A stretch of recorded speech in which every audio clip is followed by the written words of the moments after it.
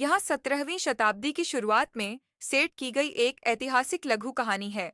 व्यापारी का जुआ 1615 में एम्स्टर्डम के हलचल भरे बंदरगाह शहर में हवा में खारे पानी, मसालों और अवसरों की खुशबू थी।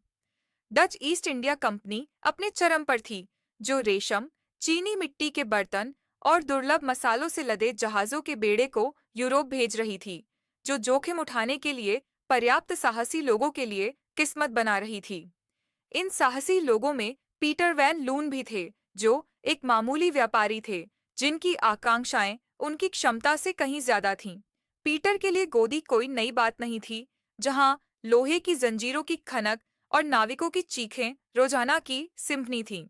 लेकिन अमीर व्यापारियों के विपरीत, जिनके पास जहाजों के बेड़े थे, पीटर के पास केवल एक जहाज था, डेव रिजहेड, एक मजबूत लेकिन छोटा जहाज जिसने बेहतर दिन देखे थे। पीटर की महत्वाकांक्षाएं जॉन क्लेज नामक एक अनुभवी नाविक से संयोगवश हुई मुलाकात से भड़क उठी थीं, जो ईस्ट इंडीज के प्रसिद्ध मसाला द्वीपों के बारे में बात करता था। नटमैग, जॉन ने अपनी आंखों में चमक लाते हुए कहा था, यह सोने के बराबर है। एक आदमी जो मुट्ठी भर जायफल भी वापस लाता है, वह शहर के सबसे अमीर हिस्से में एक घर खरीद सकता है। अपने परिवार को गरीबी से बाहर निकालने के लिए बेताब पीटर ने एक ही यात्रा पर अपना सब कुछ दांव पर लगा दिया। उसने अपना मामूली घर बेच दिया, एक स्थानीय बैंकर से भारी उधार लिया और जायफल व्यापार के केंद्र बांडा द्वीप की खतरनाक यात्रा के लिए डेव रिजहेड को चालक दल और आपूर्ति से सुसज्जित किया। यात्रा भीषण थी। तूफानों ने जहाज को तहस नहस कर दिया और कई हफ्तों तक शांत समुद्र ने चालक दल को बेचैन कर दिया और विद्रोह के कगार पर खड़ा कर दिया।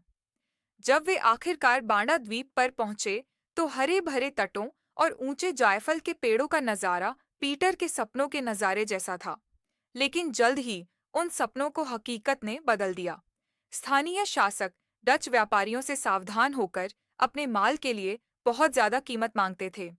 पीटर को जायफल और जावित्री का एक छोटा लेकिन कीमती माल हासिल करने के लिए जान के मोल तोल के कौशल और अपने दृढ़ संकल्प पर निर्भर रहना पड़ा। वापसी का सफर भी कम खतरनाक नहीं था। समुद्री लुटेरे पानी में घूम रहे थे और बीमारी ने कई चालक दल के सदस्यों की जान ले ली, लेकिन पीटर का संकल्प कभी डगमगा